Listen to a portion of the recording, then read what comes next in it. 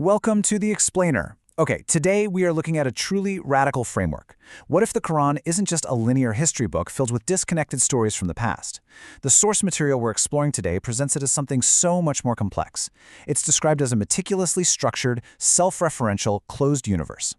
Think of it kind of like a topological Mobius strip of meaning, where the text is actually reading you just as much as you're reading it.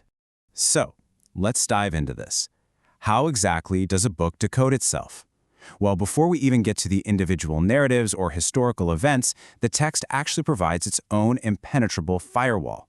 It gives us a built-in reading protocol right at verse 39-23.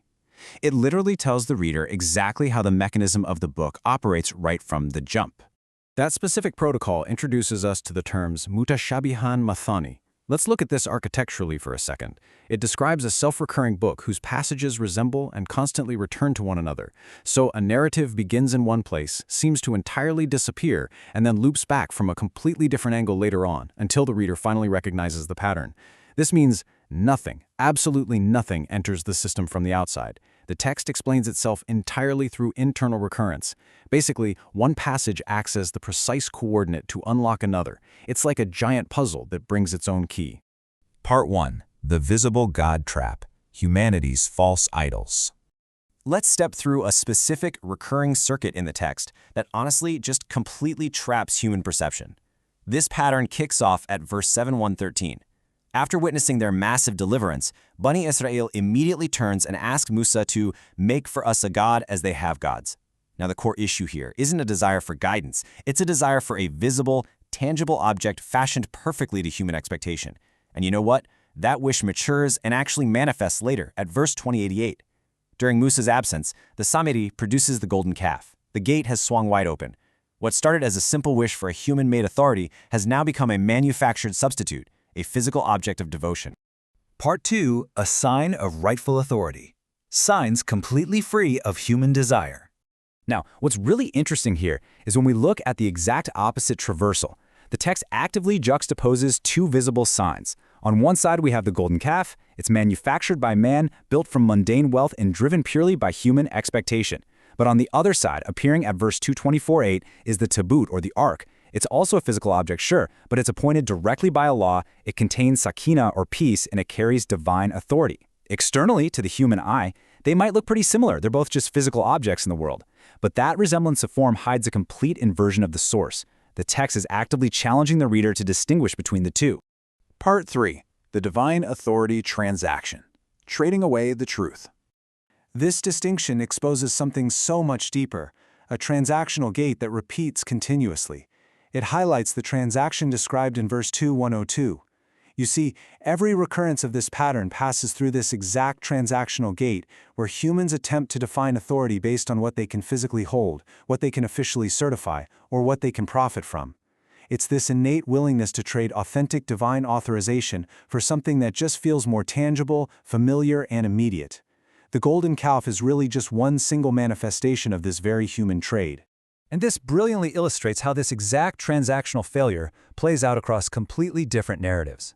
Just like the golden calf was used to replace Musa's true authority, humanity has this track record of rejecting true divine appointments simply because they demand visible worldly certification. For example, verse 4:15 speaks of Isa being raised to Allah. The community dismissed the true word because it arrived completely outside their comfortable expected institutional forms. But the text doubles down, insisting that final authority belongs entirely to Allah, not to human perception, expectation, or possession. Divine appointment just remains totally above our worldly transactions. Part 4. Two choices for the reader. Navigating a live circuit. All right, here is where the architecture of the book takes a massive turn and points the mirror directly at us. Listen, this loop isn't ancient history. It is a present, active gate standing right in front of every single reader who encounters the text today. The Quran actually places two distinct paths before us, occupying the exact same structural slot. At verse 241, it warns, "Do not be the first kafir," meaning the first rejecter of what has arrived. Then the opposite closure appears at 6:163, where the powerful declaration is, "I am the first of the Muslims," or the first submitter. These two awal, or first slots, they are live, totally unclaimed openings. The book is reading you, forcing you into a real-time topological exit. You're either going to become the first to reject the text or the first to submit to it. So the crucial point here is breaking down exactly what these two states are and where they inevitably lead. The first kafir recognizes the truth, sure, but then they conceal or sell it, falling right back into that worldly transaction gate we were just talking about. Their origin relies entirely on inherited cultural traditions, kind of like Azar, and their end state is a preserved defeat. They basically become frozen like a museum piece, very much like Pharaoh's preserved body in the text. In stark contrast, the first Muslim recognizes the truth and actually holds on to it. This is totally reinforced by verse 246, which states, they recognize him as they recognize their own sons. Recognition here isn't some new discovery, it's remembrance. It's a return to a true, book-based origin, like Ibrahim, ultimately returning to the real home.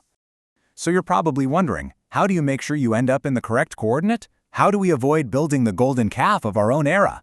Well, the text actually provides the mechanism for us right here at verse 19:12. O Yahya, take the book with strength.